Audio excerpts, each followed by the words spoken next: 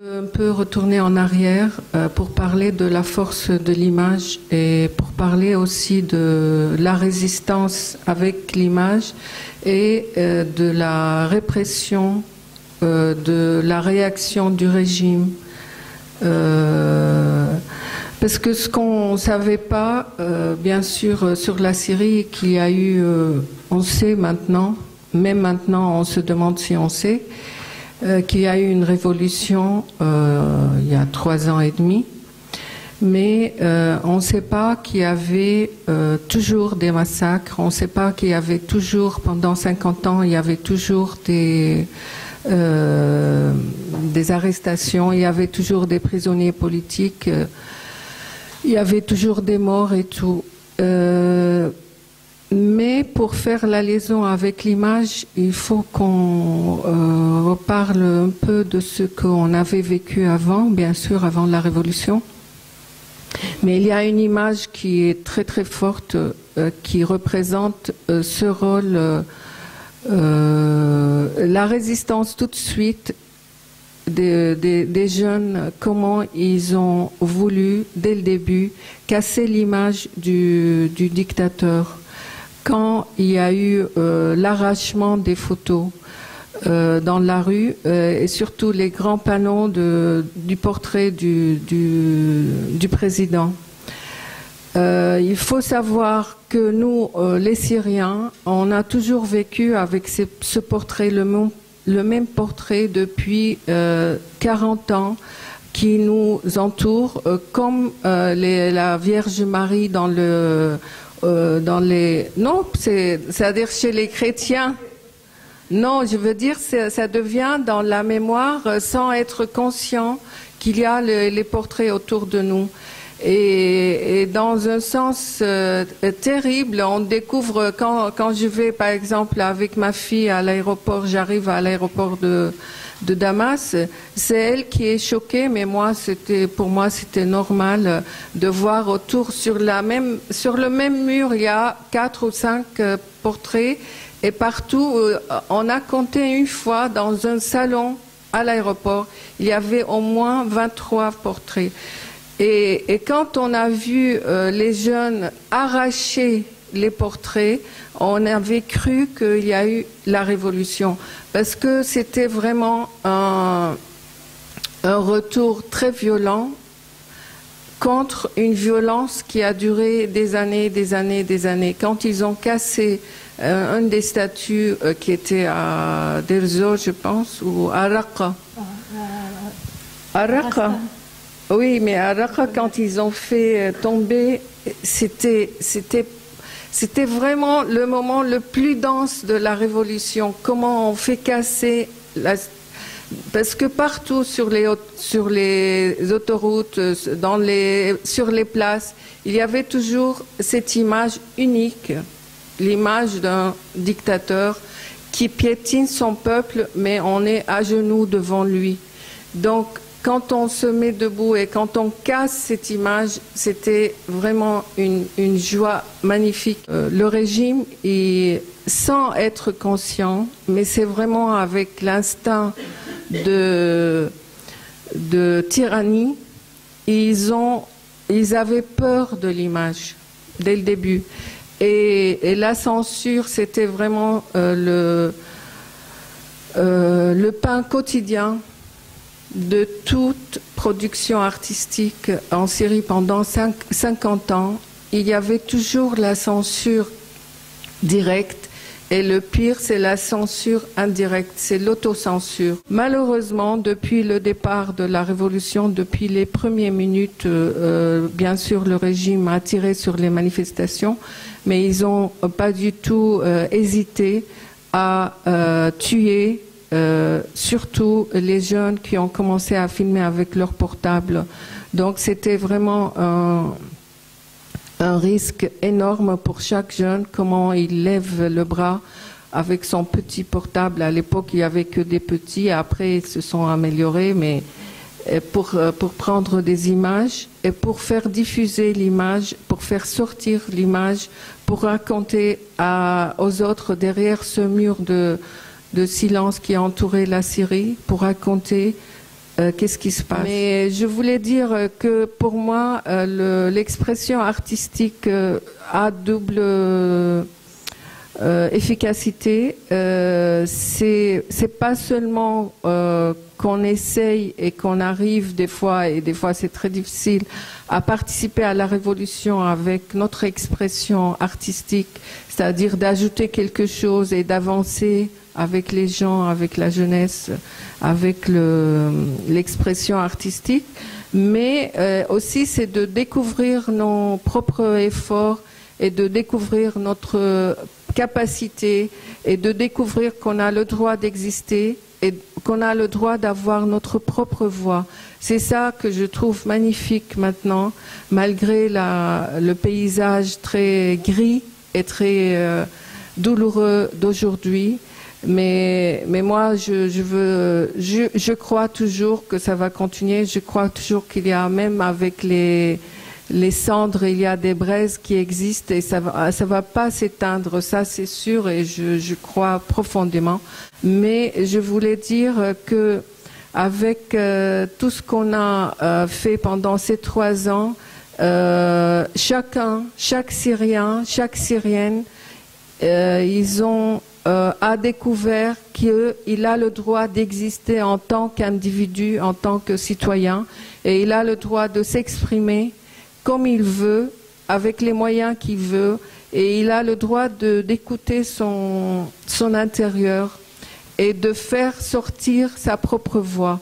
C'est ça qui est magnifique, que avec les premières manifestations, il y avait la voix. Il y a Fares El-Helou qui a dit, c'est un grand acteur syrien qui est réfugié maintenant ici, il a dit, la première fois quand j'ai participé à une manifestation en Syrie et j'ai commencé à crier, j'ai découvert ma propre voix physiquement.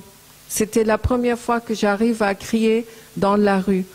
Et c'est ça, c'est-à-dire on est arrivé, le peuple syrien et chaque jeune et chaque homme et femme en Syrie, on a pu écouter notre propre voix.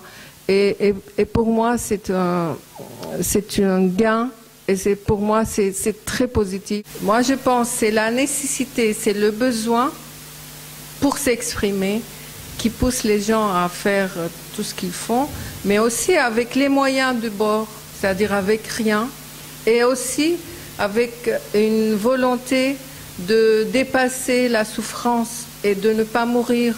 C'est ça qui est unique, moi je pense, en Syrie, qu'on s'appuie sur l'art pour ne pas mourir, pour ne pas tomber, pour ne pas dire je peux plus, je supporte plus. C'est vraiment et ce mélange de tout ça qui fait le produit artistique syrien. Moi je pense que c'est la nécessité, c'est le besoin pour s'exprimer qui pousse les gens à faire tout ce qu'ils font, mais aussi avec les moyens du bord, c'est-à-dire avec rien, et aussi avec une volonté de dépasser la souffrance et de ne pas mourir.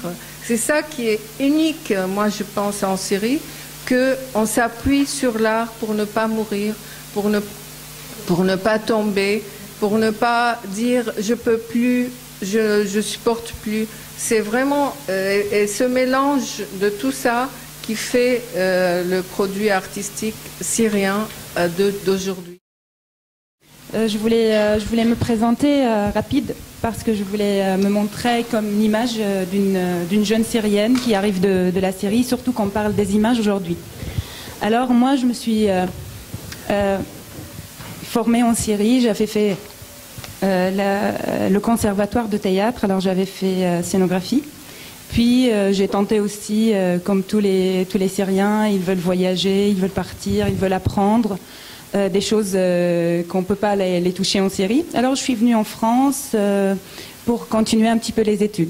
Et là, je suis allée dans la fac et j'ai fait aussi des masters en études théâtrales. Puis je suis allée dans l'école de beaux-arts aussi à Rennes. Et là-bas aussi, j'ai découvert l'art et la culture française. Et j'ai découvert combien la différence entre le conservatoire en Syrie et comment nous, l'enseignement chez nous, et l'enseignement ici. Alors j'ai appris plein de choses ici et plein de choses là-bas aussi. Alors j'ai fait cette mélange-là. Et je viens de réussir mon année là. Ça fait juste 3 jours. Ah, j'étais diplômée. Ça y est. Alors, et je suis aujourd'hui, comme tout le monde, comme tous les Syriens, face à la question qu'est-ce que je dois faire pour l'avenir? Revenir dans mon pays aujourd'hui, d'aller dans les camps, rester en France et d'essayer de travailler pour la Syrie. Alors c'est vraiment la grande question. Alors, pourquoi j'ai parlé de ça aussi? Parce que ce que je veux bien parler aujourd'hui, et ça croise beaucoup avec la question qu'on pose aujourd'hui, c'est l'image. C'est mon mémoire que j'ai fendu avec mon école là cette année, c'était Mur d'images en fait. Ça parlait vraiment de l'image et comment l'image, jour à jour, elle sert, mais aussi, des fois, elle fait face contre la vérité aussi. Alors, commençons aussi par la culture émergente. Et ici, ils ont commencé à dire que grâce à la Révolution, vraiment, on a pu toucher plusieurs arts en Syrie qu'on ne savait pas qu'il y a ses racines parce que c'était juste diffusé en Syrie. Et Syrie, c'est une petite communauté, mais il y avait vraiment l'art aussi en Syrie avant. Mais c'est juste que grâce à la Révolution, on pouvait vraiment diffuser et d'être plus libre et dire plus des choses. Et plus clairement, c'est vrai que la diffusion, il est très centré dans les réseaux sociaux, sur Facebook, Twitter et tout ça. Alors c'est pour ça aussi les images, ils ne prennent pas beaucoup de chance d'être diffusées partout.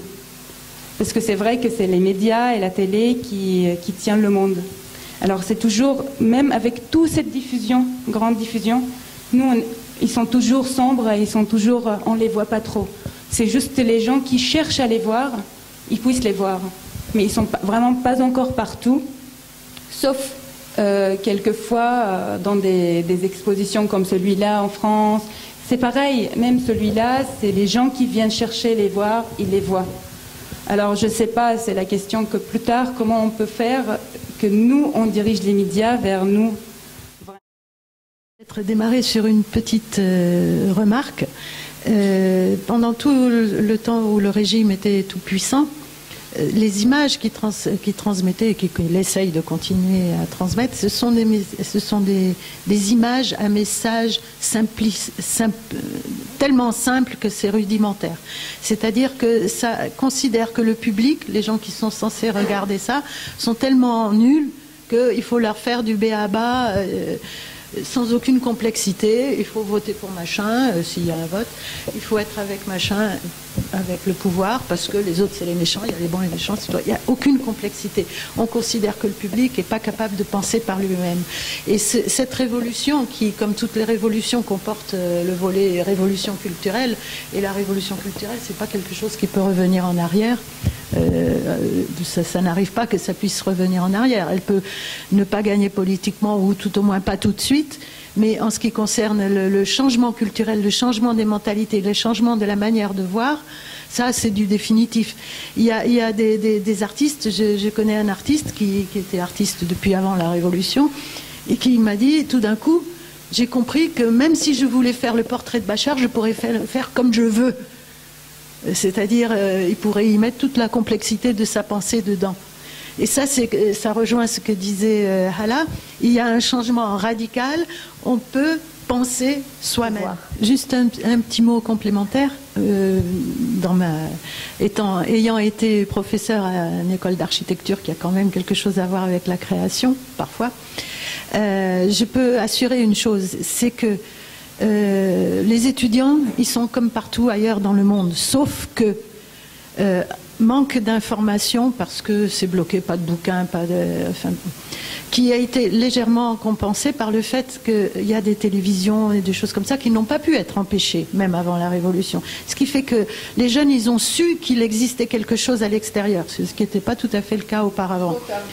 Tardivement, bien sûr. Et donc, ils ont su qu'il y avait quelque chose.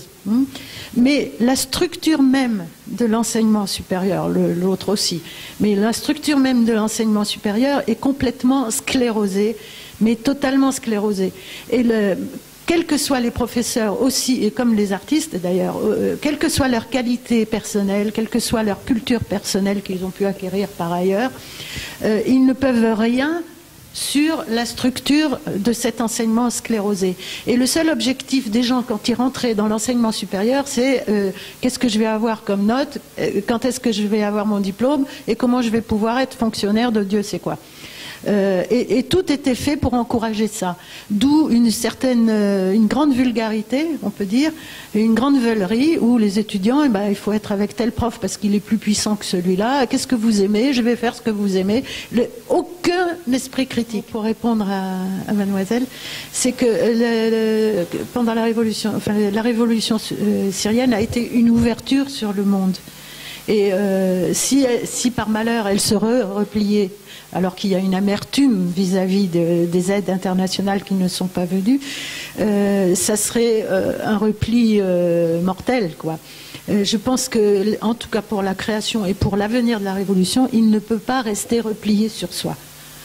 Les actes de solidarité inter à la Syrie pendant le régime des Assad étaient très limités. On ne voyait pas des gens qui se battaient pour la solidarité avec le Vietnam ou avec je ne sais quoi. Ils n'en pensaient pas moins, mais il n'y avait pas d'action, pas comme dans les autres pays. Là, ils sont ouverts. Ils sont ouverts, et Kaffer Nobel est un des grands exemples. Ce sont des gens d'un petit village qui sont ouverts au monde et qui font les commentaires de la vie politique du monde. Et c'est en relation directe avec ce qui se passe en Syrie. Et ça c'est une nouveauté.